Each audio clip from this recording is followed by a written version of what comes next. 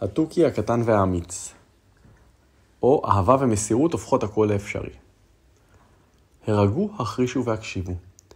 הקשיבו טוב טוב לסיפור על תוכי הכחול הקטן, שחי גבוה בצמרות הג'ונגל. יום אחד הוא הפתיע את כולם, כי אף שהיה רק ציפור קטנה, הוא עשה מעשה אמיץ במיוחד. רוצים לדעת מה הוא עשה? בואו נקרא ונגלה. ובכן, בוקר אחד, בשמיים הנישאים מעל היער שבו גר תוכי הכחול הקטן, הופיע ענן שיער גדול ושחור. הענן היה מאוד כעוס. הוא רעם ושאג ועשה רעש נורא. הוא הטיל ברקים קטנים וכסופים אל תוך היער, ואחד מהם פגע בעץ זקן ויבש. חיש מהר התלקח העץ והחל לבעור. אז לקח הענן נשימה עמוקה, נשף בלהבות והעיף גצים אל העצים הסמוכים שהחלו לבעור גם הם. כשעלו הלהבות וטיפסו עד שליחכו את הקן של התוכי, לא נותרה לו ברירה. הוא פרס כנפיים והמריא גבוה גבוה באוויר. הסערה נהמה, הלהבות התגברו, והתוכי הסתכל למטה וראה שרבים מחבריו בעלי החיים שביער מתרוצצים, מבוהלים ומבולבלים. הם לא ידעו לאן לברוח מהשריפה ואיפה למצוא מחסה. התוכי חשש להם, אבל נשאר רגוע וניסה לחשוב על דרך לעזור. ואז צץ בראשו רעיון.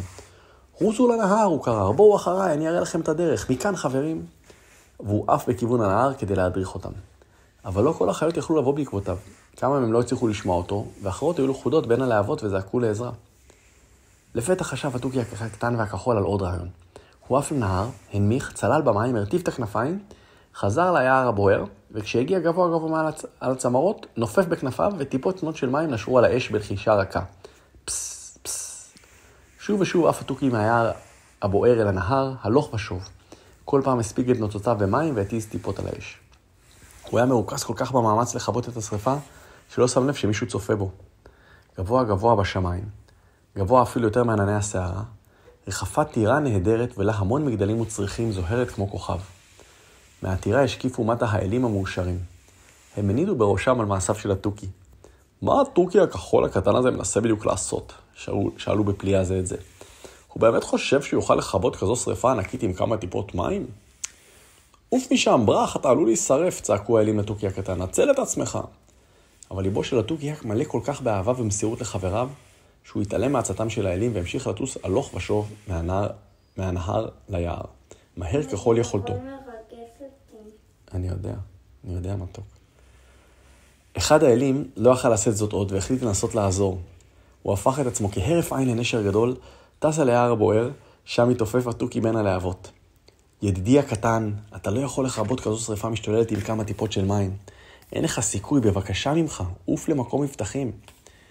עם כל הכבוד שלי כלפיך נשר גדול, קרא התוכי הכחול הקטן, אתה לא רואה שהחברים שלי נמצאים בסכנה?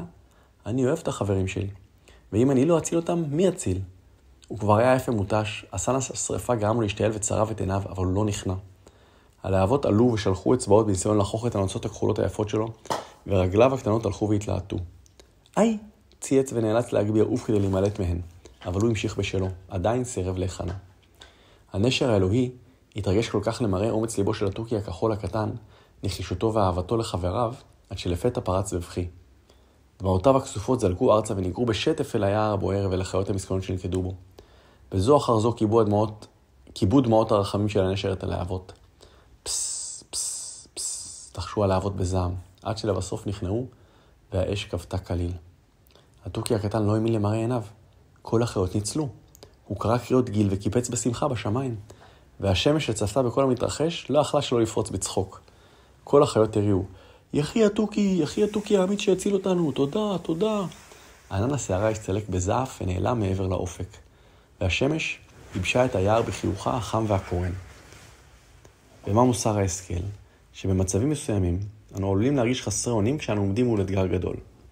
אבל החכם יודע שאהבה וחמלה יכולות לתת לו את האומץ להגשים דברים שלכאורה אינם אפשריים.